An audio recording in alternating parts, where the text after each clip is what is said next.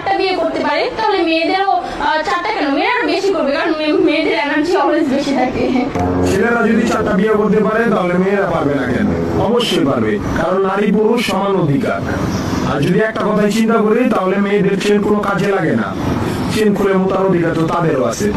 তাহলে আসে একটা চাবি দিয়ে যদি চারটা তালা খোলা যায় ওটাকে বলা হয় মাস্টার কি, আর একটা তালা যদি চারটা চাবিতেই খুলে সেটাকে বলা হয় খাঙ্কি।